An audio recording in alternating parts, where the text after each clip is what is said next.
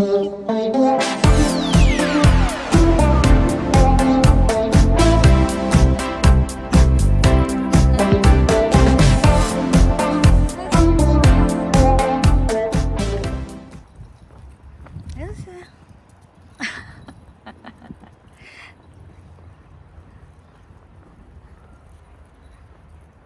morning everyone. O diba, ang gulo ng buhok ko. Kanina, papakita ko sana yung progress o yung update ng sa likod.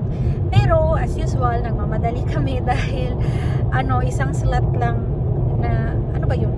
One slot available lang yung appointment sa bank at yun, 20 minutes away lang at 20 minutes drive papunta doon. So talagang, ayan, madali yan. So mamaya ko na lang ipapakita.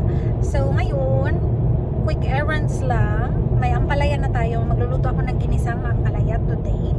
And mamaya kakain. Lalabas mamaya ng dinner pero parang napakita ko na yun sa vlog. But yeah, yun, magluluto tayo ng ginisang ampalaya at may mga bibilin ako dahil wala pa lang akong itlog. Ayan siya. Lumabas muna ako sa bangko. Pangalawang bangko na yun. Yung unang bangko okay. Yung pangalawa, grabe, ang daming tao. Kailangan doon hindi na tawag dito, pinititingin ako. Ang daming, ang kailangan nila doon, lounge or kama na hindi upuan. Dahil inaantok na ako doon, ganun katagal, 1 hour na kaming naghihintay.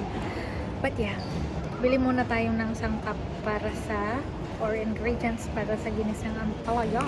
Ayan, ito lang nabili natin ngayon. Good job tayo today. Dahil Woolworths, hindi ako kabisado sa kanilang sections. Ayan, pork, salmon, itlog, and kamatis. May sibuyas na sa bahay.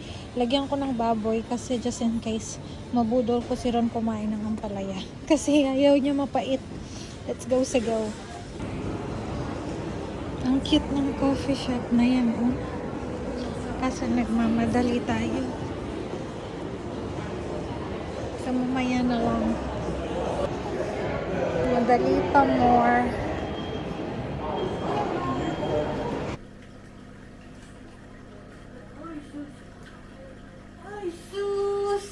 Bahay na po kami.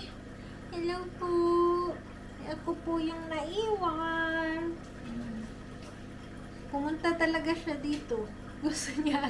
Alam niya na pag dito naka-on. Bahay na tayo. Grabe talaga. Nauna.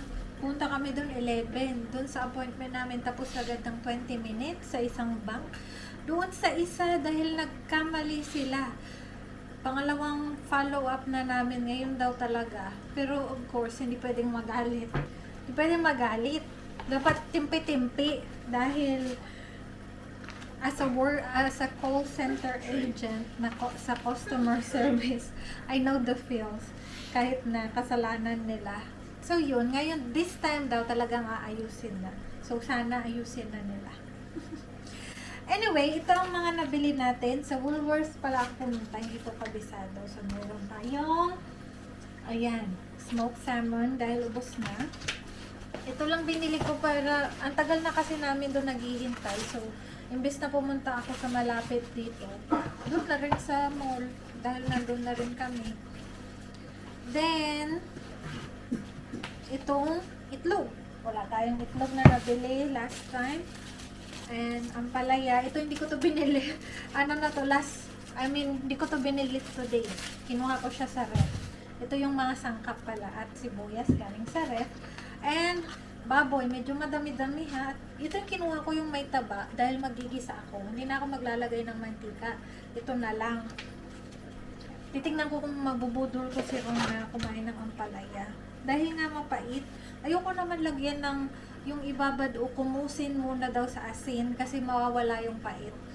Mas gusto ko naman yung mapait, pero baka kumusin ko ng very slight. Tignan ko kung mapapakain ko na si Ron. Gusto ko kasi mapait. Pero alang-alang kay Mayor. Tignan natin kung kakain siya. At napakita ko na ba to? Di ba wala, sabaw na ako. Ayan. Alauna na, wala pang tanghalian. Pero magbo-buffet kasi mamaya at hindi rin ako ganun gutom. So lutuin ko na lang to tapos mabubusog na ako no dahil titikim-tikim of course. So, let's go. Gawin na natin. Diba? Nagtapon lang ako ng mga cut cuttings nito. Tignan nyo yung ginawa. Balatan niya daw. Gawin ko na nga. Habang nandyan si Mr. Doza, ayan siya. Ito ang update sa back veranda. So, lalagyan pa yan ng bubong next week siguro. And then, pag umuwi kami galing Pinas, ito, lalagyan namin ng fake grass or something design dyan para maganda itong kabilang bahay. Pero yung labas nila, syempre hindi naman nila nakikita, medyo pangit na. So, medyo depressing ba pag tingnan. Dito para ma-relax na ganyan. Ayan. Dyan muna siya. Nilagay siya dyan dahil may bisita tahol ng tahol. Diba? Nag-enjoy din siya. Amoy ng amoy. Dumi ng screen kasi naglinis, nag-ano sila dyan kahapon. Ay, kahapon kanina. Yan. Ganda sana no, pag ganyan din yung kulay. Pero lalagyan ng protection color. So, hindi mag-ibig. Hi everyone! May dumating na bisita. So, hindi ko napakita ang ating pag-chop-chop. But ito na siya. Ito ang ating sibuyas at kamatis. Sabay ko silang igigisa. And then ang ating itlog.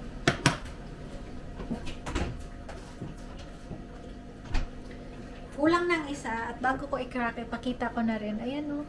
Ang cute niya. Cute lang. May pa-smile-smile siya dyan. Sa Woolworths. Alam ko may ganyan din sa Coles, pero kalimutan ko na anong pangalan ng brand ng egg. So yun, babatihin lang ito. Paminta. And kailangan natin ng konting magic sa... magic sarap konti. And then ito. So, nakababad lang ito. So, lagyan ko siya ng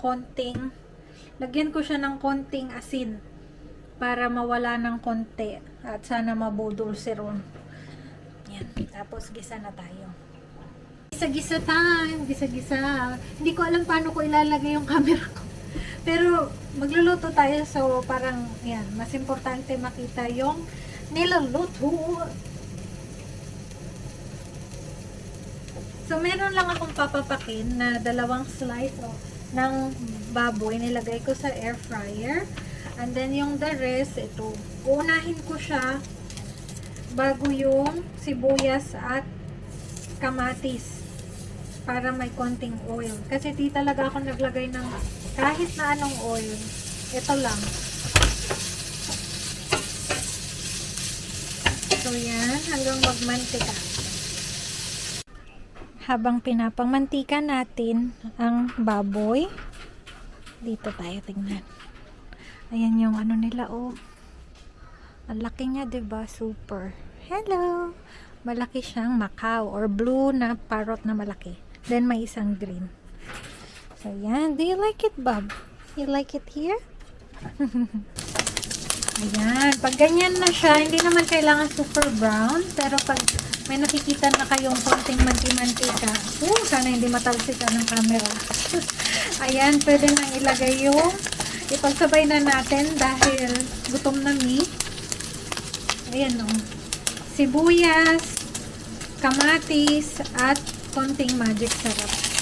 Mga 2 pinch. Ano ba yun? 2 kurot. Ay, 2 kurot. Na ano. Ayan.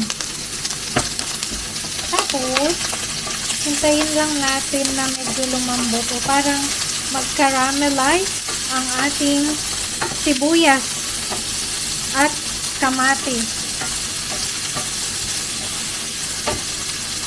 Bango-bango. Ito pwede na itong ulam pero syempre lagyan natin ng ampalaya para pa-healthy naman. Paminsan-minsan.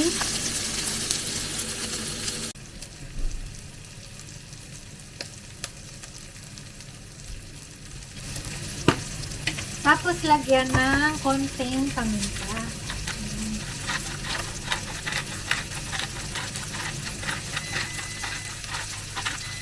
Ayan, tapos na yung air fry ko.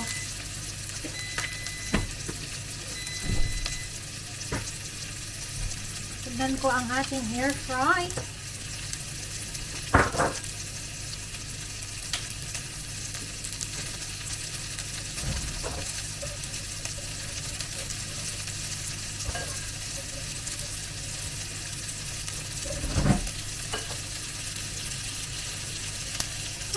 sarap with kanin. Diba? Meron tayong dalawang parang lechon kawali.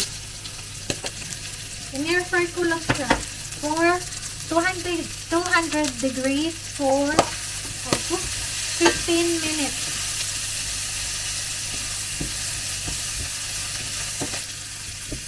Sa mga baguhan pa lang nagluluto or sa mga bagong misis kagaya ko pero hindi na masyadong bago, magto 2 years na.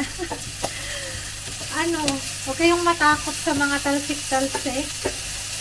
Hinaan nyo lang yung apoy pag masyado ng matalsik. Dati nag-shield pa ako. Pero wala kasing maluluto kung masyadong mahina yung apoy. So, yan. Medyo malakas na. Tapos, ganyan, gisa-gisa lang, halo-halo, hindi na kayo tatarsikan. Saka huwag masyadong malapit. So, ito yung, arm length, ganyan. Hindi na kayo tatarsikan yan. Nasa lang, medium heat. Yan. Lalo na pag nag-brown na, yan, hinaan nyo na yung apoy. Para hindi kayo matarsikan. Yun ang aking tip. O kaya baka may nanonood dyan na super galing magluto. Baka nanonood dyan si mother. Hello, Miss. Ganito ako magluto. Naghihina ba ng apoy yung nanay ko? Oo, minsan lang. Pero expert na yun. Okay, yan. Okay na. Tignan nyo. Yan. Pag ganyan, super lambot na ng kamatis and everything. Diba? Mga 2 minutes pa. Tapos ilagay na natin yung ampalaya.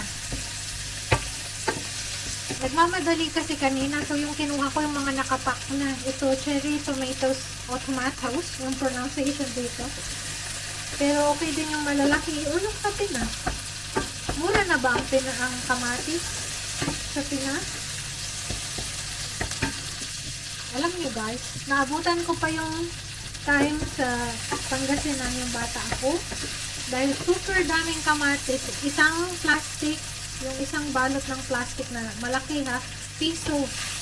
Biruin nyo paano kumikita doon yung farmers. So, support the farmers sa palengke. Ito, pero of course, pag busy ka, tulad kanina ako na busy, hindi na ako makahintay ng Sabado para sa farmers market.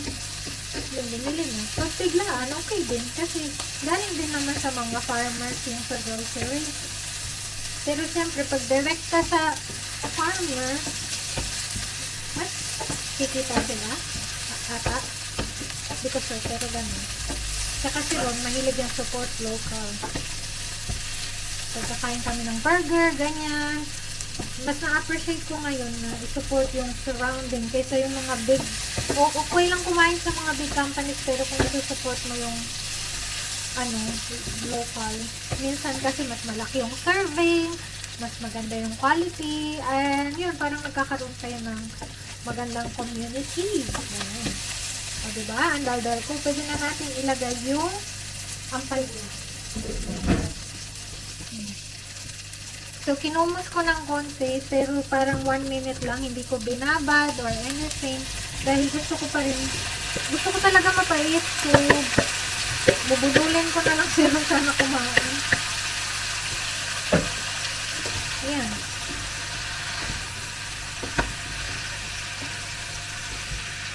Hindi ko na rin tatakpan. Dahil okay lang sa akin kahit half cook yung ampalaya. Pero kung sa inyo, kung gusto niyo yung malambot na ampalaya, takpan. Lagyan ng konting tubig. Then takpan. Ako lalagyan ko ng tubig pero hindi ko tatakpan. Ayan.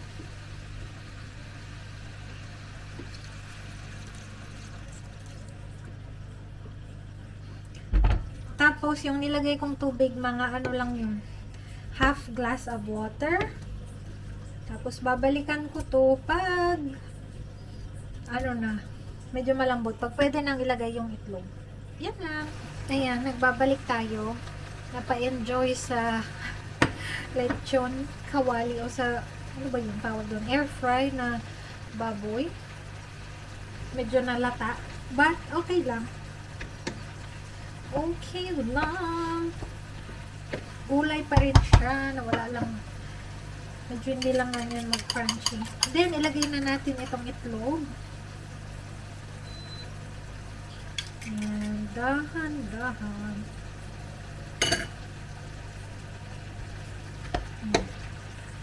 Ganito ko nilalagay. Hindi ko alam kung paano yan ilagay ng iba, kung biglaan or what. Ayan, gusto ko dahan-dahan. Pero hindi masyadong buo-buo.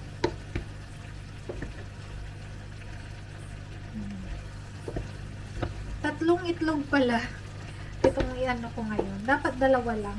Pero nag-enjoy ako dun sa smiley face.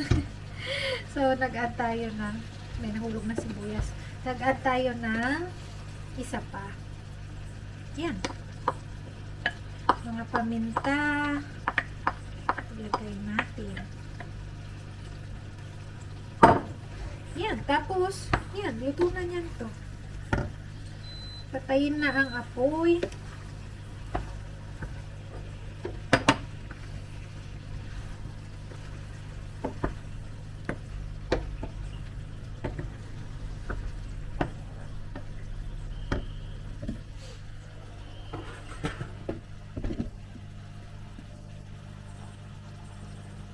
And ayan na. Luto na.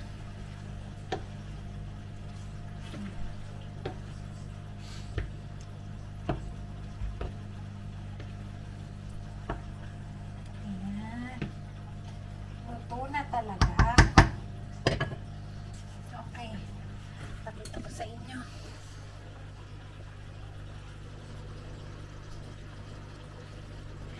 Ayan na siya. Lutong-luto na talaga. At yan, gusto ko ganyan. Hindi buo-buo yung itlog. Ang ating ginisang ampalaya. Good luck sa akin mamaya. Hindi ko alam. Sana makakain pa ako marami. Sayang ang bayad. Kailangan sulitin. Ganun. Sa buffet.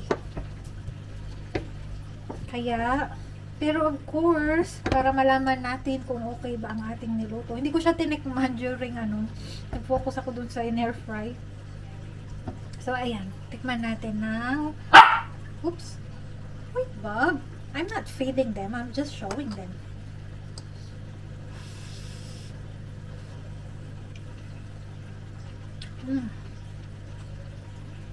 Masarap.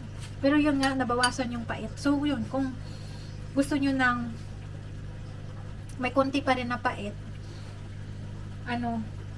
ibabad nyo lang sa tubig ng very, very light. Hindi ko pala binabad. Binanlawan ko sa tubig na habang kinukumos ng very light. Yun, ganyan. Pero mapait pa rin siya. Pero para sa akin kasi hindi siya. Pag kinumos na, pag binalawan, para sa akin hindi na siya mapait. Pero kay Ron for sure mapait to. But yun. Yun ang technique ni mother. Pag ayaw niya ng mapait, kinukumos sa asin. Ako hindi ko kinumos. Tubig lang. Nabawasan na. O sadyang hindi lang. Usually kasi dito yung mga ampalaya nila, parang galing siya sa Vietnam or Malaysia. Super pait. Ganon. Or baka immune na yung bunganga ko. Hindi ko alam. Yun. Binalawan ko lang. Of course, may pababoy. Sarap.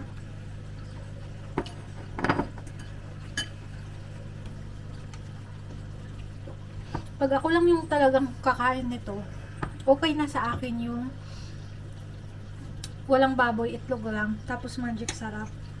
Kamatis, kasi may lasa na yun eh. Or anong tawag doon, parang masarap na yung lasa nila pag kahit yun lang. Pag ngayon, ginawa nating medyo espesyal, kulang na lang, lagyan ko pa ng hipon para kumain lang yung isa dyan. So yeah, hopefully, pero ngayon na natin malaman kung okay ba.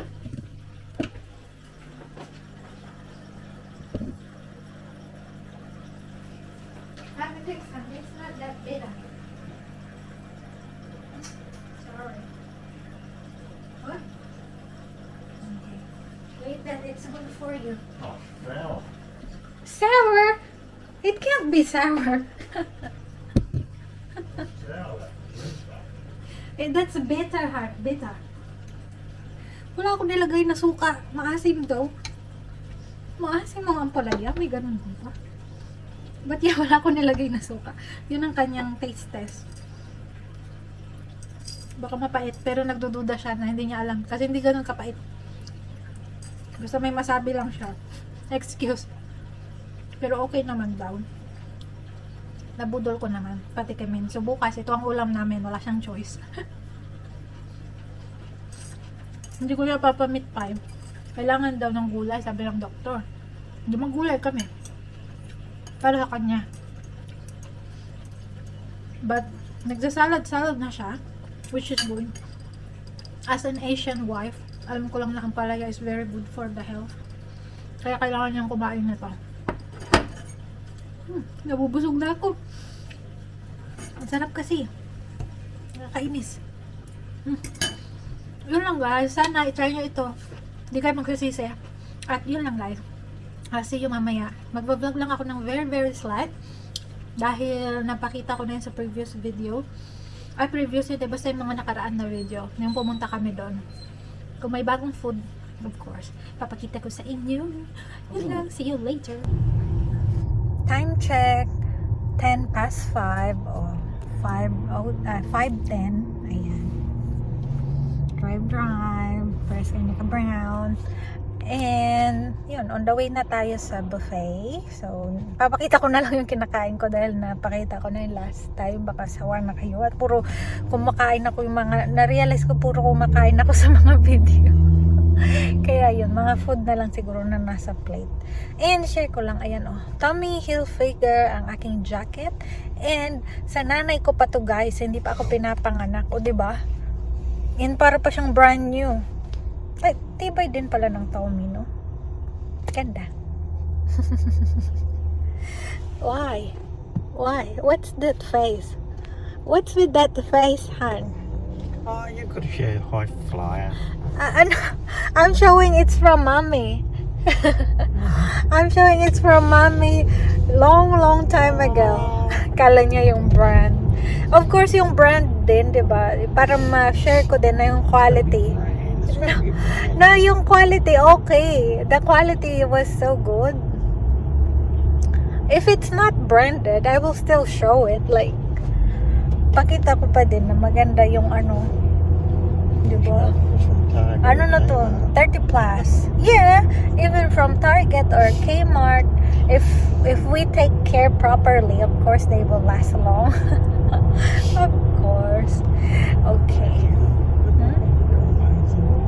What's amazing? Of course, napapakita ko din pag galing sa Kmart. Galing nga sa ukay-ukay, pinapakita ko. Sabi niya. Hi, hon. I even showed them when I go to the op shop. See? I did. I showed them when I go to op shop and I buy. See? Kita niya. Kala niya, pinapakita ko lang dahil sa brand. Dahil din sa quality. Kasi kay mother pa to. Dalaga pa ata siya dito. Ay, hindi. May anak na siya. Pero hindi pa ako pinapanganak na dito na ito. Diba? Ganon katibay. Eh, siguro sa pangangalaga niya na rin. Pero, parang nakuha ko to. Na-arbor ko to sa kanya. Yung ano, college or yung nagtatrabaho na ako sa call center ata kasi malamig. Hindi, yung college din kasi naka-aircon yung mga rooms. Yun, doon ko nakuha. Na-arbor, napaghalata. Na-arbor. Ayan, doon na-arbor kay mother. At ayan, andito na nga tayo. Ang bilis, pakita ko. Andito na tayo, maalog-alog. Sana hindi masyado maalog. Ayan, sharks. Dito na tayo, guys. What food are you looking forward to? Baked dinner. Baked dinner. Dito na naman tayo sa paisda. Ang lalaki talaga nila, guys. Buhay na buhay sila ngayon. Ay, ang cute. May rainbow fish. It reminds me of Puerto Princesa. Remember when we went to Puerto Princesa? That's nice. And then yun doon na naman yung ano. Nanalo daw ako ng ganito. Ang haba kasi ng pila, may pa-free, ganyan. Hindi man ako naglalaro ng ganito. No? Ako pa yung nabigyan. Ayan. But thank you. Ito lang yung nabago sa mga pagkain. Parang ano, parang Pilipino ito. Parang adobo. Ay, binagoongan. Unang plate. Unang-unang. Diba?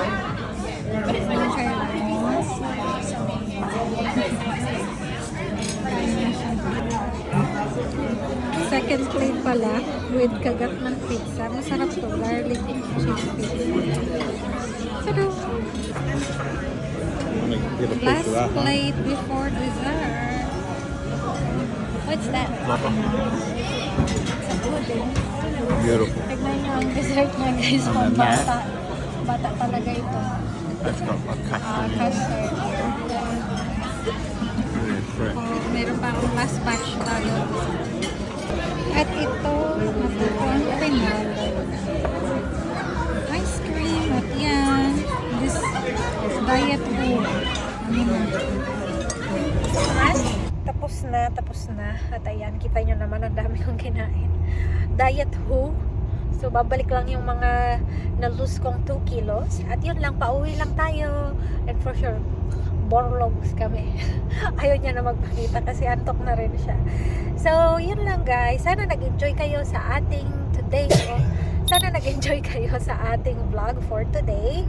At kung nag-enjoy kayo, please hit like. Kung di pa kayo nakasubscribe, please subscribe. Para updated din kayo, please hit the notification bell. Yun lang. I'll see you on my next video. Nudging na siya. Bye!